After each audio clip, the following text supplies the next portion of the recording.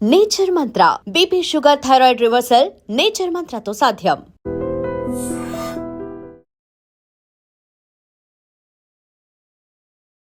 నమస్తే, welcome to I dream talking point with కవిత.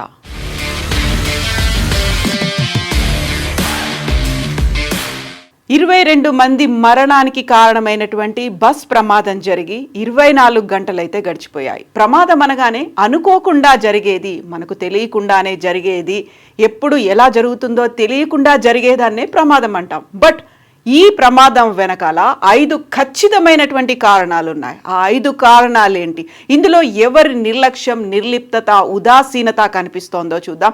బోల్డ్ అంతా మీడియాలో, సోషల్ మీడియాలో వైరల్గా సర్క్యులేట్ అవుతున్నాయి ఈ 5 అంశాలకు సంబంధించి. 5 కీలకమైనటువంటి అంశాలు. ఫస్ట్ మనం చూసుకోవాల్సింది, బస్కి సంబంధించినటువంటి ఫిట్నెస్ ఉందా, ఇన్సూరెన్స్లు ఉన్నాయా, ఎక్కడ రిజిస్టర్ అయింది అనే దాంతో చాలా కీలకంగా మారింది. DD01N9490 అనేటువంటి ఈ వెహికల్ డామన్ అండ్ డయ్యూలో రిజిస్టర్ అయింది. ఆల్ ఇండియా పర్మిట్ ఉన్నటువంటి వెహికల్ ఇది. పర్మిట్ వ్యాలిడిటీ అనేది 2028 5th ఏప్రిల్ వరకు ఉంది. బట్ ఫిట్నెస్ వ్యాలిడిటీ అనేది ఆల్రెడీ అయిపోయింది. రిమెంబర్ దిస్, దీనికి ఫిట్నెస్ వ్యాలిడిటీ అనేది లేదు. 25th అంటే 2025 మార్చ్ 31 కల్లా దీనికి ఫిట్నెస్ అయితే అయిపోయింది. ఇక ఇన్సూరెన్స్ వ్యాలిడిటీ కూడా లేదు. 2024 ఏప్రిల్ 20 కల్లా ఈ ఇన్సూరెన్స్ వ్యాలిడిటీ అనేది కూడా పూర్తయిపోయింది. ట్యాక్స్ వ్యాలిడిటీ అనేది కూడా 31 మార్చ్ 2024కి అయిపోయింది. పొల్యూషన్ వ్యాలిడిటీ అనేది కూడా 2024 ఏప్రిల్ 2కి అయిపోయింది. ఆ తర్వాత ఈ పర్మిట్లు కావచ్చు, మిగతా అన్నిటికి సంబంధించి కంప్లీట్గా వయలేషన్ ఉంది. పర్మిట్ వ్యాలిడిటీ మాత్రమే ఉంది, అది 28 వరకు ఉంది, అంటే 3 ఏళ్ల పాటు ఉంది. సో ఫిట్నెస్ లేదు, ఇన్సూరెన్స్ లేదు, ట్యాక్స్ వ్యాలిడిటీ లేదు, పొల్యూషన్ వ్యాలిడిటీ లేనటువంటి ఈ వెహికల్ని రన్ చేశారు. అందులోనూ ప్రధానంగా లిస్ట్ అనేది ఇచ్చారు. ఇందులో 40 కెపాసిటీ ఉంటుంది, 42 కెపాసిటీ ఉంది, రిజర్వ్ అయినటువంటి 40, ఆ తర్వాత అన్రిజర్వ్ 2 ఉంటే ఒక పర్సన్ మాత్రం రిజిస్టర్డ్ కాకుండానే ఎక్కాడు. ఆ రిజిస్టర్ కాకుండా ఎక్కినటువంటి పర్సన్ ఎక్కడున్నారు, ఆయనకి ఏ సీటు కేటాయించారు, ఆయన ఉన్నాడా, హాస్పిటల్లో ఉన్నాడా, లేకపోతే తప్పించుకున్నాడా, దగ్ధమైనటువంటి ఆ బస్సులోనే ఆయన కూడా సజీవ దహనమయ్యాడా, ఇది ఇప్పటికీ అంతుపట్టని వ్యవహారంగా కనిపిస్తోంది. ఇది ఫస్ట్ నిర్లక్ష్యం అనేది. ఇక్కడ వేమూరి కావేరీ ట్రావెల్స్ ఏం చెప్తుంది, వాళ్ళు ఇచ్చేటువంటి సంజాయిషీలు, సమాధానాలు ఎలా ఉంటాయి అనే దాంతో పాటుగా ఆర్టీఏ ఏం చేస్తోంది. యాక్చువల్గా ఈ బస్ మీదే ఇప్పటికీ 26 కేసులు అనేవి ఉన్నాయి. 16 చలాన్లు ఉంటే 26,000 రూపాయల ఫైన్ అనేది ఉంది. దాన్ని ఎందుకు పట్టించుకోలేదు? ఇన్ని రకాల ఫెయిల్యూర్స్ అనేవి కనిపించినప్పుడు ఆ చలాన్ల విషయంలో కూడా అది కూడా ఓవర్ స్పీడ్ అనేది ఉంది, నెగ్లిజెన్సీ ఇన్ డ్రైవింగ్ అనేది ఉంది, నో పార్కింగ్ జోన్లో కూడా ఆయన డ్రైవ్ చేస్తూ వెళ్ళారు. ఇవన్నీ ఉన్న తర్వాత ఎందుకు పట్టించుకోలేదు? ఎక్కడ మానిటరింగ్ లోపం ఉంది? అందులోనూ బార్డర్స్ అనేవి తెలంగాణలో స్టార్ట్ అయ్యి ఆంధ్రప్రదేశ్ నుంచి కర్ణాటకకు వెళ్ళి 3 రకాల స్టేట్స్ ఇందులో ఇన్వాల్వ్ అయ్యి ఉన్నప్పుడు అది కూడా డామినెంట్ అయ్యి నుంచి వచ్చింది. ఇక్కడ నేషనల్ పర్మిట్ అనేది ఉంది, మొత్తం దేశవ్యాప్తంగా తిరిగేటువంటి పర్మిషన్ అనేది దానికి ఉన్నప్పుడు, ఇన్ని రకాల ఫెయిల్యూర్స్ ఉన్నప్పుడు అది రోడ్ల మీద ఎలా తిరగగలుగుతోంది అనే దాంతో పాటుగా ఇక పర్టికులర్గా మాట్లాడుకుంటోంది డ్రైవర్కి సంబంధించి. మిరియాల లక్ష్మయ్య దీన్ని డ్రైవ్ చేశారు. యాక్చువల్గా సో మిరియాల లక్ష్మయ్య ఈ బస్కి డ్రైవర్గా ఉన్నారు. ఈ బస్సులో ఆల్రెడీ సెకండ్ డ్రైవరు ఉన్నారు, ఒక అసిస్టెంట్ కూడా ఉన్నప్పటికీ మిరియాల లక్ష్మయ్యకు ఉన్నటువంటి ఎక్స్పీరియన్స్ మీద, ఆయనకు వచ్చినటువంటి సర్టిఫికేట్ మీద కూడా, డ్రైవింగ్ లైసెన్స్ మీద కూడా ఇప్పుడు అనుమానాలు వ్యక్తం అవుతున్నాయి. సో ఇది కారణం నెంబర్ 2గా మనం చెప్పుకోవచ్చు. హెవీ వెయిట్ ఉన్నటువంటి వెహికల్స్ని రన్ చేస్తున్నప్పుడు వాళ్ళకి మినిమం ఎడ్యుకేషన్ క్వాలిఫికేషన్ అనేది 8th క్లాస్ వరకు చదివి ఉండాలి. బట్ మిరియాల లక్ష్మయ్య కేవలం 5th క్లాస్ మాత్రమే చదివారు. 10th క్లాస్కి సంబంధించి ఒక దొంగ సర్టిఫికెట్ని ఆయన పెట్టాడు అనేటువంటి వార్తతో పాటుగా 2014లో ఈ మిరియాల లక్ష్మయ్య లారీ డ్రైవర్గా పనిచేసినప్పుడు అప్పుడు కూడా ఓవర్ స్పీడ్తో క్లీనర్ మరణానికి కారణమయ్యాడు, ఆయన ఆ కాలంలో జైలుకు కూడా వెళ్ళొచ్చాడు అనేటువంటి మాట కూడా ఇప్పుడు వినిపిస్తోంది. సో మిరియాల లక్ష్మయ్యకి 10th క్లాస్ ఒక ఫేక్ సర్టిఫికెట్ ఇవ్వడంతో పాటుగా వేమూరి కావేరీ ట్రావెల్స్ బస్సులో ఈయన ఎప్పటి నుంచి డ్రైవర్ డ్రైవర్గా వర్క్ చేస్తున్నాడు అనేది కూడా కీలకంగా మారింది. ఇక థర్డ్కి సంబంధించి చూస్తే శివశంకర్ ఆ బైకర్ గురించే మొత్తం అంతా మాట్లాడుకుంటున్నారు. బైకర్కి సంబంధించి ఇప్పుడు మనం చూస్తే మనకి యాక్సిడెంట్ జరిగింది 24th, అంటే అక్టోబర్ 24th జరిగింది. ఆయన పెట్రోల్ పంప్ దగ్గరికి వచ్చి పెట్రోల్ కొట్టించుకోవడానికి వచ్చినప్పుడు ఆ పల్సర్ బైక్ తీసుకొని వచ్చాడు. ఆ టైం కూడా చూస్తే 2:23, అంటే ఎర్లీ అవర్లో ఆయన పెట్రోల్ కొట్టించుకోవడానికి వచ్చాడు. అక్కడ చాలాసేపు వెయిట్ చేశాడు. తనతో పాటుగా ఇంకొక పర్సన్ కూడా వచ్చి ఉన్నాడు. కాకపోతే ఆ పర్సన్ ఏమయ్యాడు అనే దాంతో పాటుగా అక్కడ ఆ టైంకు ఎవరు పెట్రోల్ కొట్టడానికి లేకపోవడంతో ఇద్దరూ కలిసి వెనక్కి వెళ్ళిపోయారు. వెళ్ళిపోయిన తర్వాత ఒక పర్సన్ మాత్రం వచ్చాడు. వచ్చినప్పుడు కూడా ఆయన ప్రాపర్గా నడవలేదు అనేటువంటి మాట, అంటే ఆయన ఏదో మద్యం మత్తులో ఉన్నాడేమో అని. దాంతో పాటుగా ఆయన వెహికల్ని తీసుకువెళ్ళడం కూడా, తన బైక్ని తీసుకెళ్లడంలో కూడా అనుమానాలు కనిపిస్తున్నాయి. సో బైక్ని పెట్రోల్ బంక్ నుంచి బయటికి తీసుకెళ్తున్నప్పుడు కూడా ఆయన వ్యవహరించినటువంటి తీరు మీద అది డౌట్ఫుల్గా ఉంది. సో ఇద్దరూ కలిసి వెళ్ళిపోయారు, ఒక్కడే తిరిగి వచ్చాడు. అది కూడా 2:22 వచ్చిన తర్వాత 2:23 తను తన బైక్ దగ్గరికి మళ్ళీ తిరిగి వచ్చాడు. వెళ్ళేటప్పుడు కూడా ప్రాపర్గా బైక్ని హ్యాండిల్ చేయలేకపోయాడు. రివర్స్ తీసుకొని వెళ్ళాలి అంటే సాధారణంగా ఇలాంటి పద్ధతిని ఎవరు యూస్ చేయరు. ఆ పద్ధతి చేశాడు. ఆ తర్వాత స్టార్ట్ చేసుకొని వెళ్ళినప్పుడు కూడా ఆ వెహికల్కి సంబంధించి హ్యాండిల్ చేయలేకపోయాడు. ఆయన ఏమైనా మద్యం మత్తులో ఉన్నాడా, శివశంకర్ మద్యం మత్తులో ఉన్నాడా అనే దాంతో పాటుగా ఆ వెహికల్, తను పల్సర్ వెహికల్కి సంబంధించి ఫ్యూయల్ ట్యాంకర్ కూడా బస్ కింది భాగంలో ఇరుక్కుపోయింది. పేలిపోయిన సంఘటనలో ఈ ట్యాంకర్ అనేది కూడా, ఫ్యూయల్ ట్యాంకర్ అనేది కూడా అందులో ఇరుక్కుపోయి ఉంది. ఫ్యూయల్ అది బ్లాస్ట్ అవ్వడానికి కూడా ఈ పల్సర్ వెహికలే కారణం నెంబర్ 3గా దీన్ని చెప్పుకోవచ్చు. సో శివశంకర్ ఆ టైంలో 2:24 ఆయన స్టార్ట్ అయ్యాడు ఇక్కడ నుంచి అనేది మనకు వీడియో ఫుటేజ్ తెలుస్తోంది.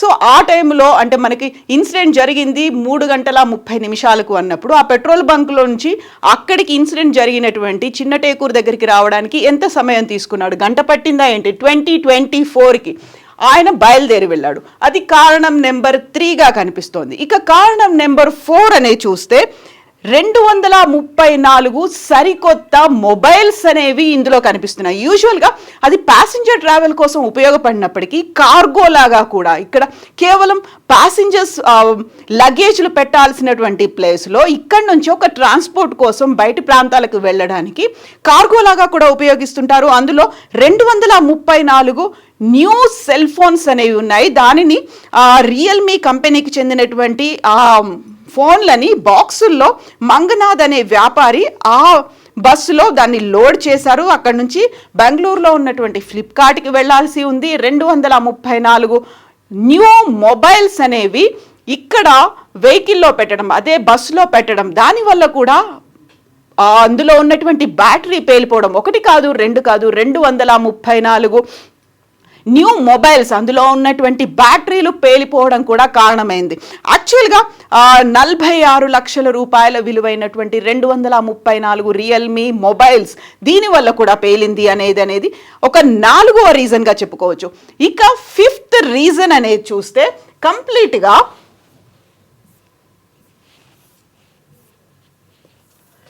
వెహికల్కి సంబంధించి కనిపిస్తోంది. 5th రీజన్ వెహికల్ ఓవరాల్ బాడీకి సంబంధించి. యాక్చువల్గా ఈ 42 మంది ప్రయాణించేలా ఉండేటువంటి ఈ వెహికల్ అది కూడా లేట్గా స్టార్ట్ అయింది. అందులో టైమింగ్ అనేది 9:30కి డిపార్ట్ అవ్వాల్సినటువంటి అవసరం ఉంది. 9:30కి అది స్టార్ట్ అవ్వలేదు. 9 గంటల జర్నీతో అది బెంగళూరుకి చేరుకోవాలి.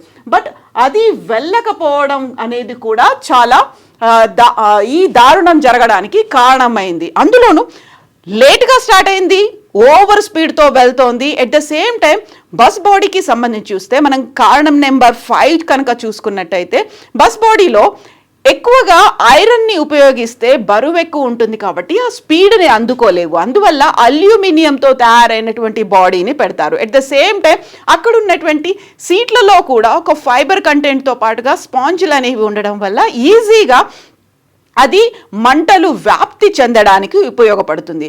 అండ్ డ్రైవర్ దగ్గర కూడా ఒక అలారం అనేది ఉండాలి, ఇలాంటి ప్రమాదాలు ఏదైనా సంభవించినప్పుడు అలర్ట్ చేయడానికి. బట్ అలాంటి ఫెసిలిటీ లేదు. At the same time emergency డోర్కి సంబంధించి అది ఏసీ కూడా ఉంది. అందులో విపరీతమైనటువంటి మంటలు వ్యాపించాయి. 2 నుంచి 3 నిమిషాల్లోనే ఈ సంఘటన జరిగినట్టుగా, బస్ మొత్తం మంటలకి అంటుకున్నట్టుగా ఫోరెన్సిక్ నిపుణులు అయితే అంచనాలు వేస్తున్నారు.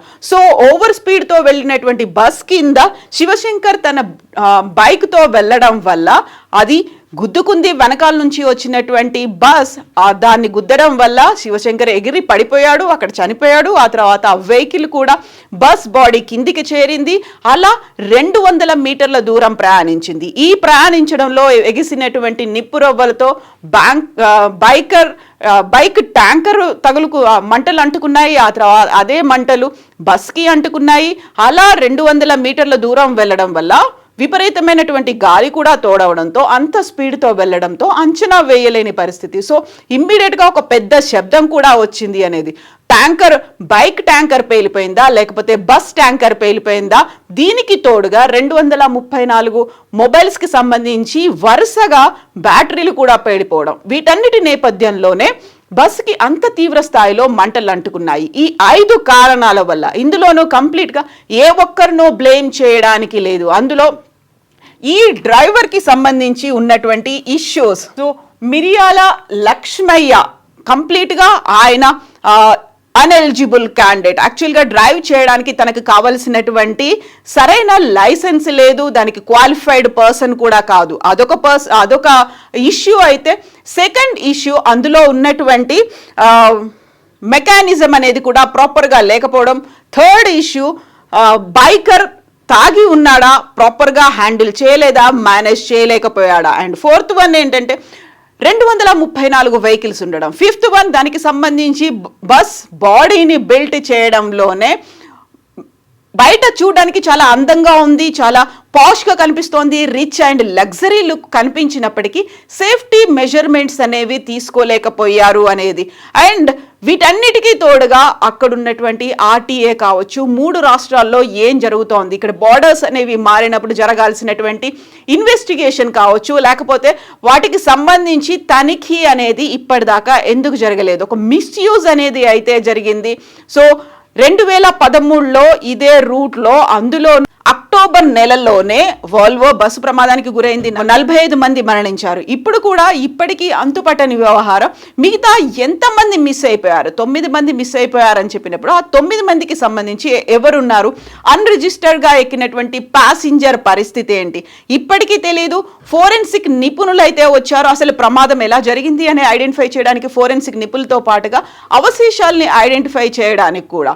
ఇమాజిన్, అసలు అక్కడ ఏ కండిషన్లోనూ ఎవరిని ఐడెంటిఫై చేయలేని పరిస్థితుల్లో బాడీలు ఉన్నాయి కాబట్టి దానికి కూడా మళ్ళీ ఫోరెన్సిక్ అంటే మిగిలిపోతే ఎముకలు ఏమైనా మిగిలిపోతే ఎముకల నుంచి DNA శాంపిల్ తీసి చేయాలి. ఆర్ఎల్స్ ఎముకలు కూడా గుర్తించలేని స్థితిలో బూడిదగా మారిపోయి ఉంటే దంతాల నుంచి శాంపిల్స్ తీసి DNA టెస్ట్ అనేది చేయాల్సినటువంటి అవసరం ఉంది. సో ఫోరెన్సిక్ అనేది అటు అక్కడ ఉన్నటువంటి ప్యాసింజర్స్ ఎవరెవరికి ఎలాంటి ప్రమాదం జరిగింది, ఏ సీట్లలో కూర్చున్నారు, ఏ ఫ్యామిలీ మెంబర్స్ అనేది ఐడెంటిఫై చేయడంతో పాటుగా ప్రమాదం ఎలా జరిగింది, దానికి ప్రాపర్గా క్వాలిఫైడ్ కానీ డ్రైవర్ వల్ల అయిందా, బైకర్ వల్ల అయిందా, బస్ బాడీ వల్ల అయిందా, లేకపోతే ఆ స్పీడ్ వల్ల అయిందా, ఫోన్లు పేలిపోవడం వల్ల అయిందా, వీటన్నిటికి సంబంధించి ఈ 5 కారణాలు చాలా కీలకంగా ఉన్నాయి. అండ్ వీటన్నిటికీ మించి ఉన్నటువంటి నిర్లక్ష్యం, కనిపిస్తున్నటువంటి నిర్లిప్తత, ఉదాసీనత. దాదాపుగా 26,000 ఫైన్లు అనేవి చలాన్ల రూపంలో ఉంటే బండిని ఎందుకు సీజ్ చేయలేకపోయారు? ఆల్ ఇండియా పర్మిట్ అయితే ఉంది, కాకపోతే డామన్ అండ్ డయ్యూలో అక్కడ రిజిస్టర్ అయినటువంటి వెహికల్ని ఇక్కడ ఎలా తిప్పగలుగుతున్నారు? అందులోనూ అన్ని రకాల ఫిట్నెస్ వ్యాలిడిటీలు, ఇన్సూరెన్స్లు, ట్యాక్స్ వ్యాలిడిటీలు, పొల్యూషన్ అనేది కూడా లేనప్పుడు అది ఇన్నేళ్లుగా ఎందుకు తిరుగుతోంది? 2024లోనే, అంటే ఆల్మోస్ట్ 1.5 ఇయర్గా దానికి ఫిట్నెస్ లేకపోయినప్పటికీ తిరుగుతోంది అంటేనే నిలువెత్తు నిర్లక్ష్యం కళ్ళ ముందు కనిపిస్తోంది. దానికి సజీవ సాక్ష్యం దహనం అయిపోయారు. సజీవంగా దహనం అయిపోయినటువంటి ఆ ప్రాణాలు కుటుంబ సభ్యులు అడుగుతున్నారు. వీటికి ఆన్సర్లు ఎవరిస్తారు? ఇలాంటి సంఘటన జరిగినప్పుడల్లా ఇది మొదటిది కాదు, కాకపోతే చివరిది మాత్రం కావాలని ప్రతి ఒక్కరు కోరుకుంటారు. సో ఈ సంఘటన చివరిది కావాలంటే ఏం జరగాలి? ఎవరిలో మార్పు రావాల్సిన అవసరం ఉందో కామెంట్స్ రూపంలో తెలియచేయండి. నిజంగా ప్రస్తుతం ఉన్నటువంటి సమాజం దేనికి ప్రయారిటీ ఇస్తుంది? ఆర్థిక సంబంధాల చుట్టూ మాత్రమే తిరుగుతోంది. మళ్ళీ ఎన్నికలంగానే చాలా విరక్తి కలుగుతున్నాం. మంచి అనిపిస్తుంది కదా, లేడీస్ కూడా ఛాలెంజింగ్ జాబ్స్ చేసినప్పుడు చాలా బాగుంటది. ట్రాఫిక్ అసిస్టెంట్స్ గా నియమించిన ట్రాన్స్జెండర్స్ అందరితో సాల్యూట్ చేయించుకుంటున్నారు. ఫుడ్ డెలివరీ ఇవ్వటానికి వెళ్ళినటువంటి డెలివరీ బాయ్ అనిల్ పై కళ్ళ ముందు పిల్లల్ని కొట్టి